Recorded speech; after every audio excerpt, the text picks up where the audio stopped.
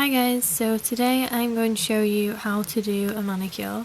I'm going to show you how to easily do it and avoid some of the messes that you can get, like the polish around your cuticle, and yeah, basically just how to do a really nice manicure that will last for quite a long time. So I'm going to start off with nail care first, so I always just give my nails a quick file. Now I don't really need to do it so much now as I have done already. What I tend to do is round off the corners, because I found that when I had square nails the corners would keep getting caught on things. So I've sort of rounded them off into kind of a squoval shape now, so that they're less likely to get caught on anything. And then I usually take my Simply Pure nail oil pen. I was sent this by the company and I really love it. It's the citrus smelling one, so it smells really nice. And I'll just take that and put it around the cuticle area, so when I'm going to move my cuticles back. And then I'll rub that in so it can absorb more quickly. So when that's absorbed a bit, I'm going to take my wooden cuticle stick. I prefer to use the wooden ones because the metal ones kind of scrape against your nails sometimes and they can damage them. So just use a wooden cuticle stick just to push the cuticle back. As you can see, I don't really need much doing to mine because I do them every week, and I actually did them a few days ago. But if you do need them doing, you'll get a little bit of skin there, and you usually have a tiny bit. I prefer not to clip it completely, because then I'm always a bit worried about if I clip where I shouldn't or it causes an injury. So you're just going to lightly clip that skin area. Like I said, I don't really need mine doing much, so I'm not going to do too much of it today.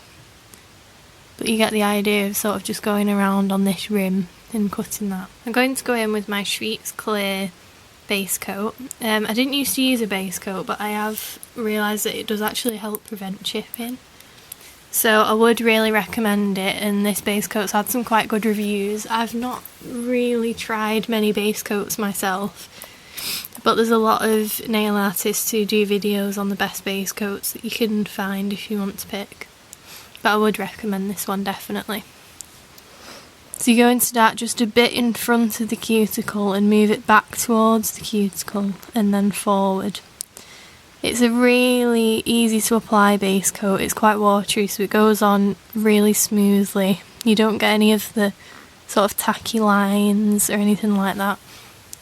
And it's also really fast drying, so it'll have dried within like 2 minutes of putting it on. So you can then move on to your colour coat. So once you've let your base coat dry for 1 or 2 minutes, you're going to take your colour. I've chosen NYC Foil Explosion, and it is in the colour 111 Power of Elements. I really like the NYC ones. I got this one for my birthday. I've seen them in outlet stores for only £1, and they're really good. On some of the lighter colours, they aren't as opaque as you'd like, so sometimes I find with lighter colours of NYC I'm using 3 coats, but because this is a foil one it's very opaque and I rarely even need 2 coats, although I do like to put 2 on. So just test that your base coat's dry. Yep, that's completely dry. So then you're going to take your polish. So what I'm going to show you here is how I get the brush ready for application. So I take the brush out, and what I'll do is scrape one side of the brush against the rim of the bottle and use this other side to paint my nails with. If you're wondering why my nail is slightly glittery, it's because I did just film applying the nail polish and realised that I wasn't recording it, so that's why that's there. So this is attempt number 2. So I've showed you that I scrape off the polish from one side, and then I'm going to take the other side that has the polish on.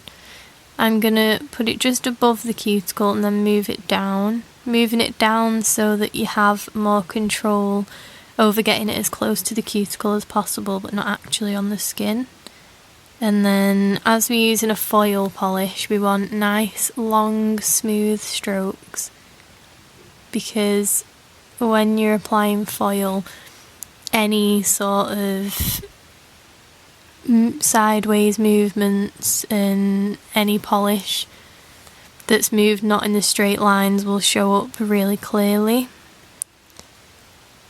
And you just want to make sure that you get all the polish there. I do have the problem of having skin very close to my polish, so it's very hard for me to paint without getting it on my skin. And I'm going to show you a way to combat that as well in a minute. So we've got our first layer on. So while we're waiting for that to dry, I'm going to take some nail polish remover. What I usually do is fill the nail polish remover cap with some remover. So there's my nail polish remover filled in with the cap.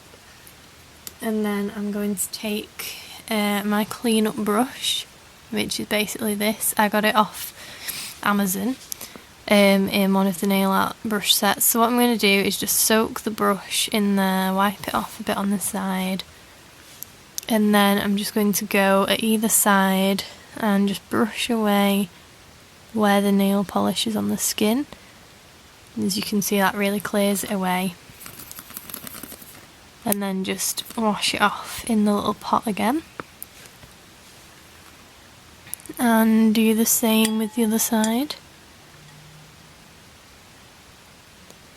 Now it helps if you have the slant of the brush pointing towards you, because then you have more control of bringing the brush forward exactly where you want it. I also usually use this when the nail polish is dried for just going around that cuticle area, just to give a bit of a neater line. So now I think we're ready to go in with our second coat of polish. We can cover up any little lines that have come out of the first one that are in sort of the wrong direction. So I mean, it doesn't really need a second coat, but I always prefer to have one on for that reason, and so it'll last a bit longer. So you want the nice, smooth, straight strokes again.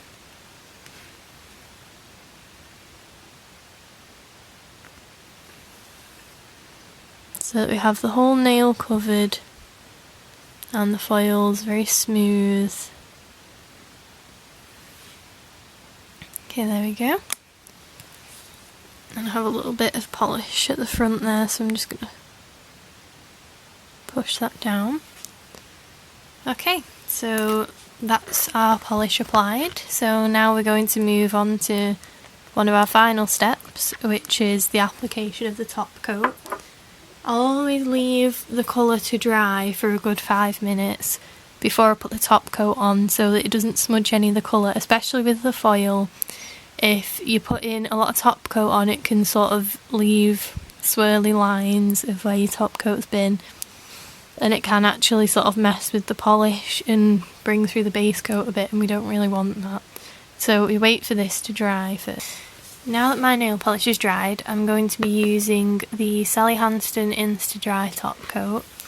I found this really good. It applies really smoothly, although I have found with Sally Hansen that after a while, say if you had it about 2 months, the top coats do start to go a little bit gloopy. So that is one drawback of Sally Hansen, but at the same time it's a really nice brand and I do really like it for the price. And they do dry really quickly, so I'm just going to get a big blob of top coat to put on my nail. So I'm going to apply it much like we've done the polish in the base coat, just a bit in front and then bring it down to the cuticle in big long strokes. And then turn it over to the other side, which is what I usually do for the third stroke, to make sure that there's enough top coat to go on that side. This is what it's going to dry like, and it's this sort of metallic-y foil effect that these fingers have on. So that's how I create my manicures. You can always go in with a clean up brush